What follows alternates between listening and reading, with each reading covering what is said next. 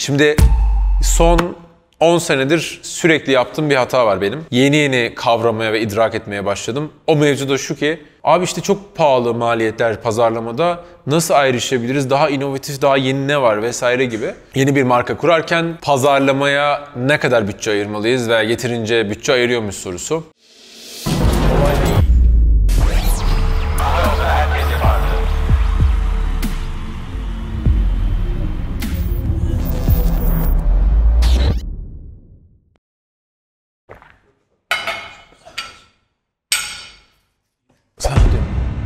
Hadi. Çıkıyor mu çıkmıyor mu?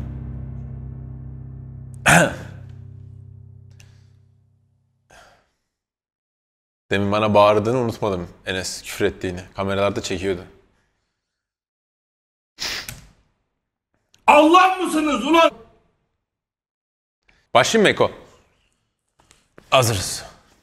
Herkese merhaba tekrardan. Bugün çok merak ettiğiniz, çok sorduğunuz bir konudan bahsedeceğim. Her zaman olduğu gibi. O da yeni bir marka kurarken pazarlamaya ne kadar bütçe ayırmalıyız veya yeterince bütçe ayırıyor muyuz sorusu. Şimdi son 10 senedir sürekli yaptığım bir hata var benim.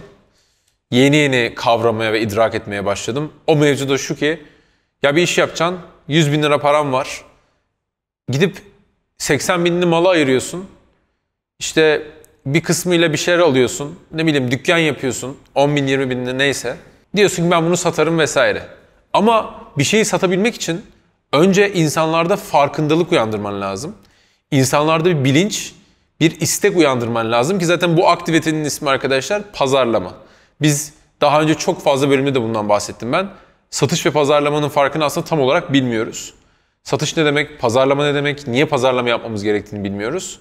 Ondan sonra yeteri kadar pazarlamaya bütçe ayırmıyoruz ve sonra ağlıyoruz. Şimdi pazarlamada da iki şeye bütçe ayırabiliriz. Bir, marka bilinirliğine oynayabiliriz ki bazen uzun süreler marka bilinirliğine oynamalı ve insanlarda belirli bir güven yaratana kadar, belirli bir marka bilinirliği yaratana kadar, işte ki buna hani ben İngilizcelerini söyleyeyim, brand awareness, brand recognition vesaire deniyor. Bunları yaratana kadar bol bol böyle para harcamamız gerekiyor. İşte beklememiz ve sabretmemiz gerekiyor. Şimdi marka bilinirliğine oynamak dışında ikinci bir pazarlama yatırımı doğrudan satış odaklı, bizi satış getirecek faaliyetlere yatırım yapmak. Bu dijital pazarlama yatırımı olabilir. Doğrudan bir lead yaratabileceğiniz, yani aday potansiyel müşteri yaratabileceğiniz çabalar olabilir. Hepsini pazarlamanın içine alacağız arkadaşlar. Şimdi tabii başlangıçta tecrübesizken pazarlamaya bütçeye ayırmayı bazen böyle boşa para harcamak gibi görebiliyor.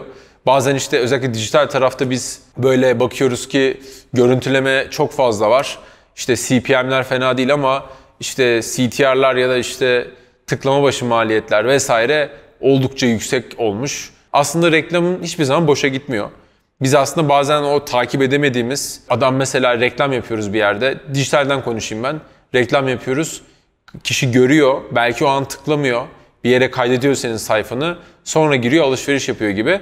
Bazen takip edemediğimiz aksiyonlar bile olabiliyor arkadaşlar.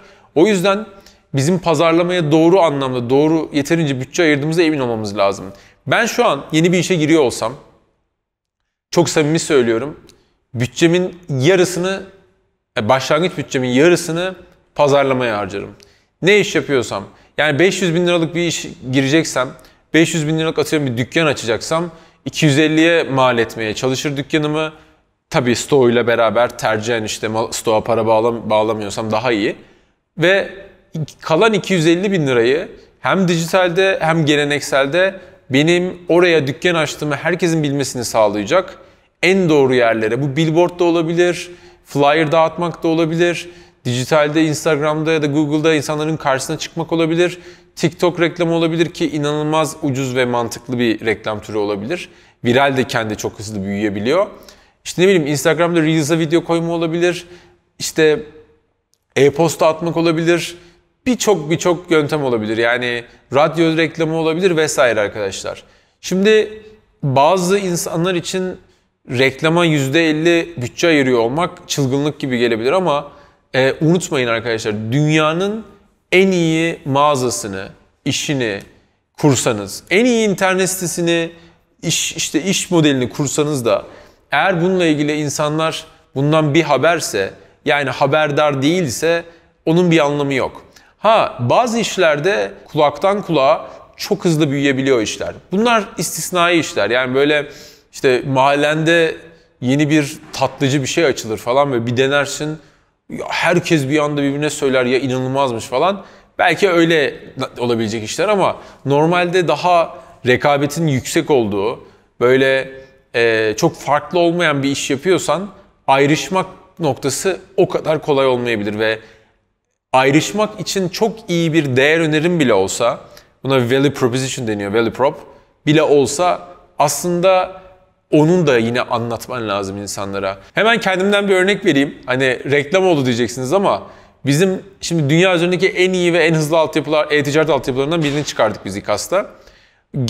Yani planladığımız lansman aslında Eylül ayında ve Eylül ayına kadar aslında böyle yumuşak yumuşak gidiyoruz. Daha yavaş yavaş gidiyoruz.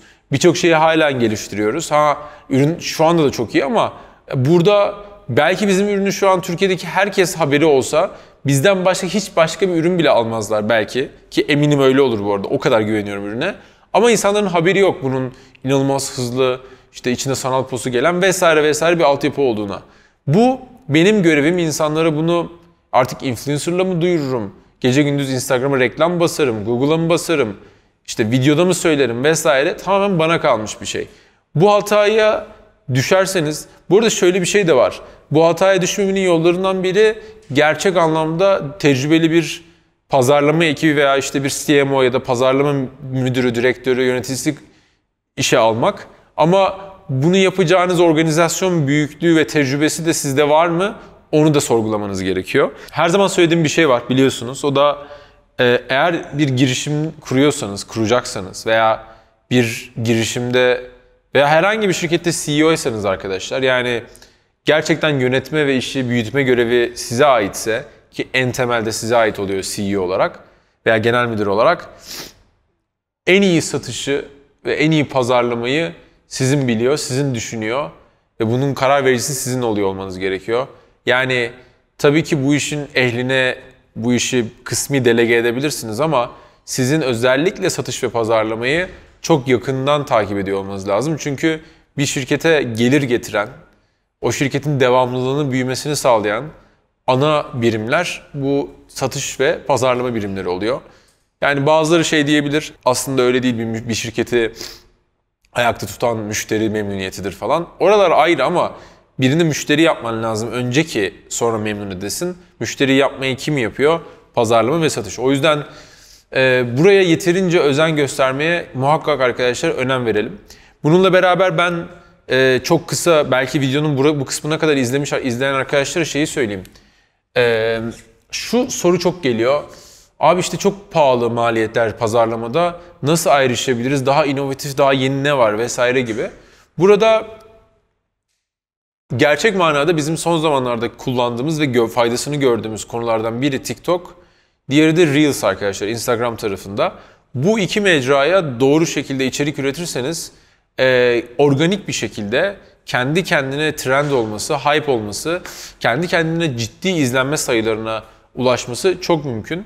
Mesela dün gece mesela başka bir kanal, Girişim Türkiye mesela, benim videomu paylaşmış. Bugün toplam Reels artı TikTok 1.2 milyon, 1.3 milyon falan izlenmedeydi. Yani düşünsenize, kendiliğinden bir anda öyle bir viral efekt olmuş ki, öyle büyümüş ki 1.3 milyon kişi benim bir 24 saatte videomu izledi. Belki 1.5 milyon kişi. Böyle şeyler olabiliyor. Bizim de kendi bu arada E-Ticaret Türkiye kanalımızda işte kolay değil de olsun böyle 1.5 milyon, 2 milyona yakın izlenen videolar var. Bunu sizin YouTube'da, işte normal Instagram feedinde vesaire gibi kanallarda yakalamanız imkansız arkadaşlar.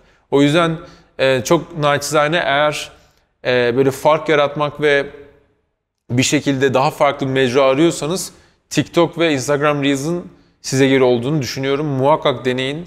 Biraz da sabredin bu arada. Olmuyor. Ben mesela bireysel kendi TikTok hesabımda hani hala işte 1000 izleniyor bir video, 500 izleniyor. Çok takipçi de yok gerçi, ayrı konu ama oraya sabırla içerik üretmek ve dinamikleri çok iyi anlamak lazım. Mesela Geçen biri bana şey yazmıştı.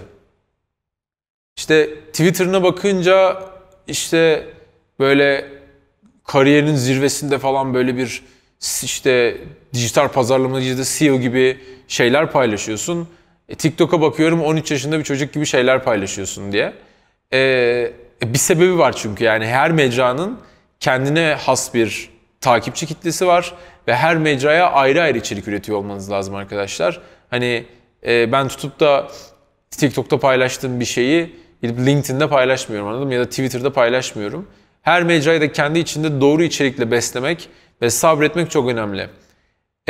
Bir tane pazarlama böyle sırrı, inanılmaz önemli bilgi vesaire bir şey olsaydı o da içerik pazarlaması olurdu. Aklınızda olsun. Yani içeriğe yatırım yapmayan herkes pişman olacak önümüzdeki yıllarda. Mesela TikTok tarafı da öyle bir şey. Hani şu an dalga geçiliyor. 3 sene önce ben çok önemli influencerlarla bizim Mugo'nun showroom'unda o sürekli otururken hep aynı muhabbet dönüyordu. Ben diyordum bakın TikTok'a girmeniz lazım falan. Bana diyorlardı ki abi ne TikTok'u falan filan. Şimdi hepsi TikTok'ta. Geç bile kaldılar. Onlar TikTok'a girene kadar TikTok'ta onların şu an hani böyle 5 katı ünlü, 5 katı takipçi sayısına sahip yepyeni isimler türedi. O asıl kaymağı, pastayı kaçırdılar orada. O yüzden TikTok için bugün hala fırsat. Rekabetinde Instagram Reels için hala muazzam bir fırsat var. Buralara odaklanmakta ve içerik üretmekte fayda var diye düşünüyorum arkadaşlar. Umarım bölüm faydalı olmuştur. Bir sonraki bölümde görüşmek üzere.